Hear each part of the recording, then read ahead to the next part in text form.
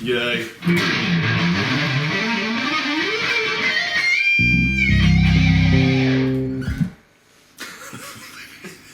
I've had so much coffee, it's insane. And I can't just sit down and focus and be normal. But anyway, welcome to... Does it groove? Does it groove? We are back Yes. with more things to see if they groove. To talk about and see if we can play through this coffee-induced state. You know what I did? I had 3 poached eggs on toast, because 2 is never quite enough. Okay. You always need that third, the holy trifecta. And then I had coffee to quench my thirst, but drinking coffee to quench the thirst is a fucking stupid idea. Yes, it's a dehydrate, isn't it? And now I'm like this, and I'm not. That's not an exaggeration. So everything that Rob plays has just got silly vibrato on it. Yeah.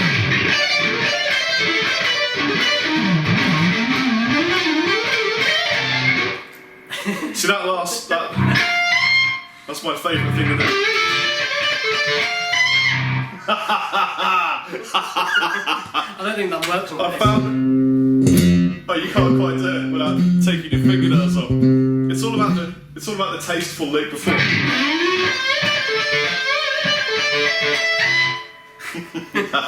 Anyway, today we thought we'd talk about some gear that Dave's got. Yes. What have you got, Dave? Well, basically, I just thought I'd start sort of going through my pedal board and just kind of like doing a bit of a demonstration about some of the pedals that I've got going on here. Yes. And today I thought I'd talk about a pedal that I haven't actually seen. I don't even think I've seen any videos. There might be some. I could be wrong, but any videos on this particular pedal, and it's awesome. So this could be a first on YouTube. It could be. Wow. In terms People of had better actually- hashtag first on YouTube. Yeah, it's not even a new pedal, and you know there are some very respectable artists such as Marcus Miller and Victor Wooten and Stanley Clark that all use them, but there doesn't seem to be any videos of anyone actually demonstrating what they do and why they're so cool. See, you know a bassist is a real bassist because, for example, if I was going to launch a bunch of bass players' names, it would be like Trujillo, Pistorius, Flea, Byrne, but then you're like Victor Wooten and Yeah, well, I guess they're the virtuoso players, aren't Miller. Yeah, that's they? true. As opposed to like Flea's a great bass player, but he's known for his band. You know what I mean? Yeah. It's a different kind of thing, I guess. I saw a really cool video recently by the Who's bass player, Entwistle. Yes. Entwistle. You know, my mum's going to kill me for not knowing that. That's fine. That'll be really funny. Everyone's just gonna meme our faces. I was going, it's Ent, and all I'm thinking was Lord of the Rings. The triads. So Entwistle, and he was talking about how he got a bit bored playing bass, so he just added treble frequencies and played like a guitar player, and he was wicked.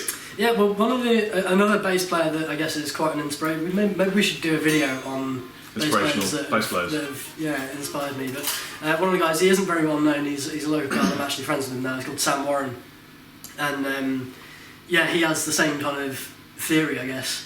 And he's played around playing through various different types of amps and stuff. And I think his current rig, he splits his signal one into a bass amp and one into a guitar amp. And I think it's just the way that guitar amps are wired that they just kind of handle basses differently. Not necessarily good for the amp, but he kind of likes that broken sound. Broken sound from Warren, the House of Rabbits. Yeah. Yes. Like the Thunderverb's a bit of a guitar amp exactly. and bass amp. And I guess just the way the mid-range is voiced, it gives you a much more kind of barky sound than a typical bass amp. Well, barking leads us back to this Rodenberg. It does. We've gone full circle. So yeah, this is basically a Rodenberg 707B. That's the sound you get when an image appears over the screen at the same time. So the B stands for bass. Okay. Because they do guitar pedals as well. Uh-huh. And guitar amps, actually. I think they're called Rodenberg amplification. Uh-huh. I like the one side that says deep in. Yeah, the stupidest thing about this, we may have to do shoot a little sweep and do this to insert over the top. I've done it already, Dave. Did you see it happen? It has an intense LED on it. Oh, yeah. It's very, very bright. I mean, normally on stage you can see, if you come down to any of Dorje shows or whatever, you'll see, like, particularly if there's a smoke machine, a big green beam coming from my board. Like a lightsaber. And it's from this pedal. And the stupid thing is it has another dip switch on it to make the LED brighter. I don't know why. Well, at least you know you're on the right side of the force if you've got the green beam. Yes. Have you dimmed yours? Yeah, this is on dim. Right, I thought so. And Because I now recall you being blinded by this on stage. Yeah, I mean, I don't know, maybe even on the camera. Oh my god, that's insane. But, Can you bring your hand up? Can you... Bring up, and there. His hand is green. If you can't see his green hand, it's because of the bad lighting in this room. Yes. Partly because we've got baffles in front of us. Yes. So, yeah, it's cool. I think the thing is, with clean boosts, they're commonly used with guitarists. Yeah. And you use it because it's very hard to have a boost that, well, obviously if you turn up the signal going into an amp, it's going to start overdriving the preamp stage. Yeah, it's going to slam the preamps. And so that's really cool if you want to kind of just have a bit of more saturation in your guitar signal and stuff. And obviously a clean boost on a bass can do the same thing, but there's very little need or application for why a bass player would typically want to do that. So normally what bass players use is a compressor to sort of bring up the RMS level for slap stuff and sort of have a perceived volume increase to bring out the detail. Now I struggle typically with compressors. I just don't like the way it sounds. I think because I'm quite a dynamic player, I just kind of want everything to be louder. Right. But with slap and stuff, I don't want to start overdriving the preamp stage. Right. Can we have Dave Hollingworth? I just want everything to be louder. Always remembered. Maybe that's the next T-shirt. Yeah. Yeah, and this is kind of where the Rodenberg comes in. Right. It makes everything louder. It makes everything louder, and it doesn't. I don't know how they've done it, but it doesn't start overdriving. So somehow they've tweaked the tonal circuitry to stop hammering the preamp valves and causing preamp gain, so you just get a clean boost without using compression. That's insane. It is. Unless it's a compressor and they've hidden that. Possibly. They've got an anti-compressor built in at the end of the compression circuitry. Maybe we need to take it apart and have a look. That would be a really bad idea. It probably would, yeah. So how does it sound without the extra volume? So without the volume, it's...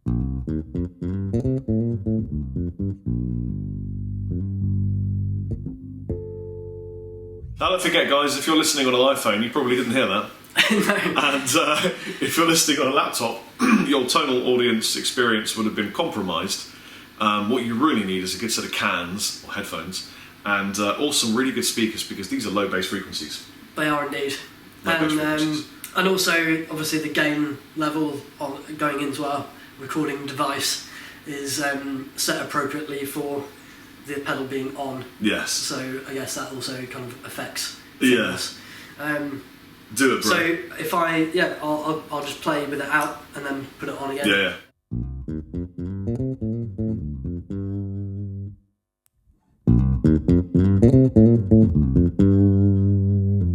Right. Yeah. It crispens up. It's crisp. Well, that's the thing, is it has got a tone pot on it as well. Did you crank that tone pot too? It is reasonably cranked. And I've also got the deep switch in. Okay. Which I guess adds a kind of sub-harmonic. So if I take the deep switch out, I'll play the same line with... Yeah. I'll take the deep switch out. It's not quite as supported. No, it's pretty subtle, but it does. I mean, it probably will show more in the room, maybe. It's like having an underwire and a bra, or not. Yeah, it just sounds a bit warmer and more punchy. Yeah, it's got a controlled low end. It's punchier tits if you leave that in. Do you think the LED makes a difference in tone if you have the dim on? In terms of tone, I think you play more accurately without it on. Right, it's not blinding you. Yeah. You're like... That has happened at central gigs. Not that you can see anything when you're playing anyway. No, not normally. I mean, the thing is, I've now put it in a line selector so that it's permanently on. Because I did find that when I was trying to switch it on and off in a gig, and I stood over the pedal, I was quite blinded. So now it's on its own little loop pedal, so I can have the pedal away from my eyes. So note to Rodenberg, probably not a great sort of key aspect of a product to blind your user mid-performance. Yeah, although in some ways it's kind of funny. It is cool, but it is a little bit over the top. It is a little bit unnecessary. I mean, I'm very aware that the pedal's on. But then Dorje's sub-frequencies were always about being slightly over the top. Yes, that's true. For example, the time you had a how many 12? Oh, 10? That was a 10 by 10. 10 by 10. Yes. Yes. I will never forget that day, neither will my ass. No, do you want to, shall I play some chords and you just whack out some filthy shit on that Rodenberg thing. Yeah. Yeah. I'll be playing in D.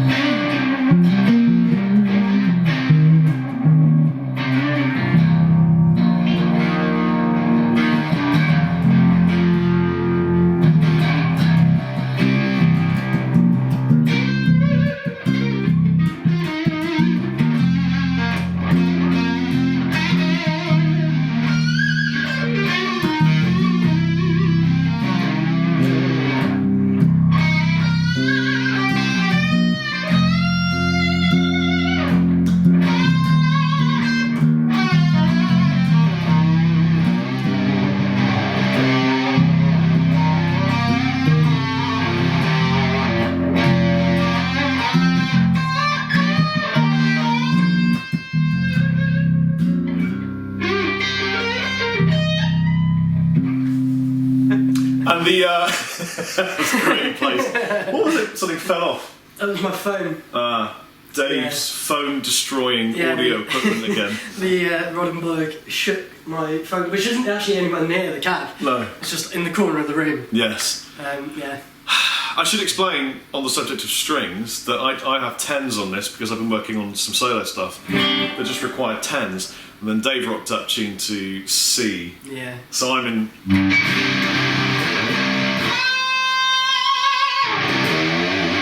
I love C how when you dig into the bottom string, yeah, it gets.